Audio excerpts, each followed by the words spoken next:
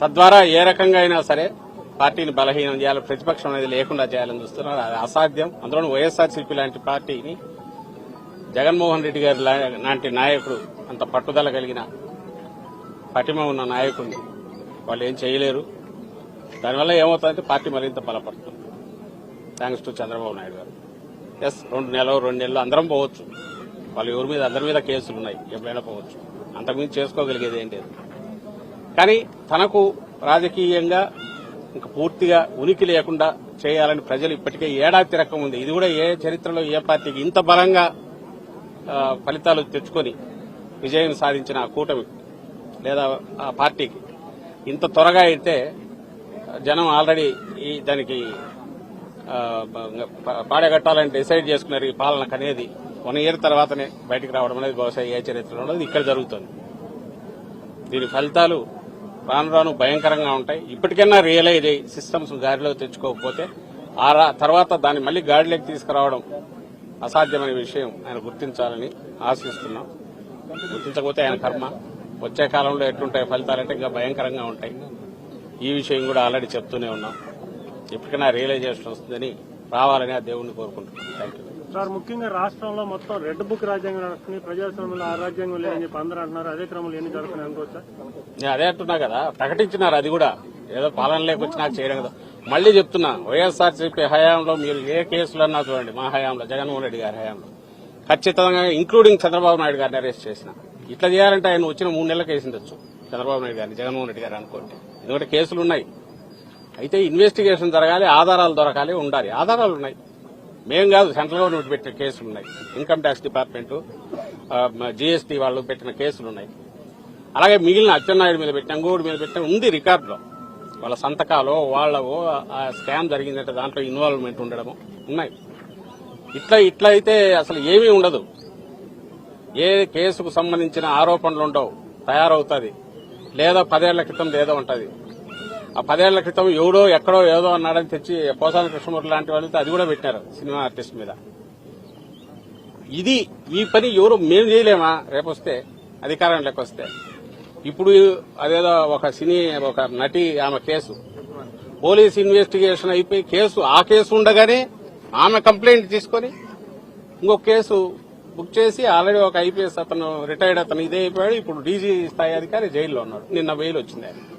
గత ప్రభుత్వంలో ఫిర్యాదులు వచ్చిన కేసులే కదా సార్, అవన్నీ కూడా ఇప్పుడు గత ప్రభుత్వంలో ఫిర్యాదు వస్తే చేయొద్దనట్లా విచారణ దర్యాప్తు జరపాలా, తర్వాత ఇంట్రాగేట్ చేయొచ్చు, అన్ని చేయొచ్చు. ఆధారాలు లేకుండా కన్ఫెషన్ అనే పేరుతో ఎవరో వచ్చి ఇదిగో నేను ఇట్లా అన్నాడు అనగానే ఎత్తి జైల్లో పడేయడం ఎట్లా అది కరెక్ట్ అవుతుందా? అలాగే ఇంకొకటి కన్ఫెషన్ సంతకాలు కూడా ఉండవు. ఎవరికి వాళ్లే రాసుకుంటారు. అది ఎవరైనా చంద్రబాబు నాయుడు గారి డైరెక్షన్ మీద ఈ పని చేశానని రేపు వస్తే చంద్రబాబు నాయుడు గారిని చేయొచ్చా? ఈ క్వశ్చన్ అందరికీ అప్లై అవుతుంది. కాకాని గోవర్ధన్ రెడ్డి మీద పెట్టిన కేసు ఏ సెక్షన్ తర్వాత ఎట్లా సెక్షన్లు యాడ్ చేశారు తెలియదు. మళ్ళీ వచ్చే ఉన్నట్టుండి ఎస్సీ ఎస్టీ కేసు లేదా ఎక్స్ప్లోజివ్స్ కేసు ముందు లేదు. మైన్స్ అండ్ మినరల్స్ యాక్ట్ కింద అసలు అవన్నీ బెయిలబుల్ సెక్షన్స్ పెట్టిన అసలు వాటికి అసలు అరెస్ట్ అనేది ఉండదు. పెనాల్టీలు వేస్తే వేయాలి తప్ప అరెస్ట్ లేవు. కాబట్టి వాళ్ళు రియలైజ్ అయినారు, ఓహో ఇది నిలబడదు అనుకున్నారు. దాని తర్వాత మళ్ళీ ఇది తెచ్చి చేర్చారు. ఇది ఎవడైనా తిట్టాడని పెట్టొచ్చు, పెట్టేసి ఇమీడియట్ దానికి సంబంధించి కేసు తయారు చేసి పెట్టొచ్చు. మేజిస్ట్రేట్ దగ్గరికి పోతే మేజిస్ట్రేట్ 14 రోజుల ముందు ఒకసారి పోయినాక ఇంకొక కేసు కరెక్ట్ పీటీఆర్ 13వ రోజు వంశీ విషయంలో గమనిస్తున్నాం. 13 రోజులు కాగానే మళ్ళీ ఇంకోటి వస్తుంది, లేదా ఎక్స్టెన్షన్ గా పోలీస్ కస్టడీ. అది అయ్యేసరికి పీటీ వారెంట్ ఇంకొక కేసు పెట్టుకుంటా పోతుండొచ్చు. సో 90 రోజులు 100 రోజులు. నేను నందిగం సురేష్ ఒకసారి 90 రోజులు దాటిపోయింది. ఇప్పుడు ఆయన భార్య పోయి కంప్లైంట్ ఇచ్చింది, అవతల వచ్చి ఇంటి మీద గొడవ వచ్చాడు, దాన్ని తీసుకోలేదు. ఇతను కొట్టాడని చెప్పి తప్పుడు కేసు పెట్టేసి ఎత్తిలో వేశారు. సాక్ష్యం లేదు. ఒకవేళ వాడు చెప్పకపోతే బలవంతంగానే చేయిస్తారు, సాక్ష్యం తీసుకుంటారు. దాంట్లో మళ్ళీ జైల్లో కొట్టారు. ఇంకా ఇవి నేరాలైతే అంటే ఇట్లా రాయించుకుని నేరాలు కథ రాసినట్టు పాత్రధారులను క్రియేట్ చేసి స్క్రిప్ట్ తో తయారు చేసి స్క్రీన్ ప్లేతో చేయడం మొదలు పెడితే ఇంకా అసలు మనల్ని ప్రొటెక్ట్ చేసుకోవడానికి ఉన్న కాన్స్టిట్యూషన్, మనం ప్రొటెక్ట్ చేసుకోవడానికి ఏర్పాటైన సిస్టమ్స్ అవే మనల్ని భక్షించడం మొదలు పెడితే, అవే మనల్ని ఇబ్బంది పెట్టడం మొదలు పెడితే ఇంక డెమోక్రసీ ఏంటి? ఇక్కడ ఇంత ఎలక్టెడ్ గవర్నమెంట్లు ఎందుకు? అధికారులు కూడా వాళ్ళ కంట్రోల్లో వాళ్ళు ఉండరు. ఇది వరీసంగా ఉంది. సార్ ఇప్పుడు గత ప్రభుత్వం హయాంలో అక్రమ మైనింగ్ జరిగింది, 250 కోట్ల రూపాయలు పెనాల్టీలు కూడా వేశారని మీ పార్టీకి సంబంధించిన మాజీ మంత్రి ఒక సందర్భంలో మీడియా ముందు ప్రచారం చేశారు. ఇది దాన్ని ఏ విధంగా చూడొచ్చు? అంటే అక్రమం జరిగింది, కాకాని గవర్నర్ని అక్రమంగా అరెస్ట్ చేశారు, మరొక ఎంపీని అరెస్ట్ చేయలేదని కూడా ఆయన అన్నారు. అంటే అక్రమ మైనింగ్ జరిగిందని ఆయనే అన్నట్టుగా చెప్తున్నారు, మీడియా ముందు కూడా అన్నారు. మళ్లీ చెప్తున్నాము, కేసులు పెట్టుకోవడంలో తప్పు లేదు, ఆధారాలు ఉంటే ఇన్వెస్టిగేట్ చేయడంలో తప్పు లేదు. వాటికి అరెస్ట్ అనేది ఎక్స్ట్రీమ్ లాస్ట్ స్టెప్ కింద ఉండాలి. ఎవడన్నా కోఆపరేట్ చేయడో ఇంకోటి అనుకుంటే, లేదా హైలీ ఇన్ఫ్లుయెన్షియల్, అట్లంటే చంద్రబాబు నాయుడు గారు హైయెస్ట్ ఇన్ఫ్లుయెన్షియల్ పొజిషన్ లో ఉన్నాడు. ఆయన మీద కేసులు ఆయన రివ్యూ చేసి నీరు కట్టడానికి ప్రయత్నం చేసుకుంటున్నాడు. అరెస్ట్ అయిన వ్యక్తి, లిక్కర్ కేసులో బెయిల్ మీద ఉన్న వ్యక్తి, ఆయన డిసైడ్ చేసుకుంటున్నాడు కేసు. అప్పుడు ఏదన్నా దాని మీద నిజంగా డిసైడ్ చేయాలి. బయటకు వచ్చి ఎక్కడో అసలు సంబంధం లేని దాంట్లో నీకు నువ్వు స్కామ్ అని ఈనాడు జ్యోతిలో రాసుకొని, లేదా ఇంకోటి పడక ఎవడో ఒకటి మీద ఒకటి ఆరోపణలు చేస్తే దాన్ని బేస్ చేసుకుని ఒకటి కట్టు, అది కూడా అభ్యంతరంలా. కానీ అరెస్ట్ చేయడం ఏంటి?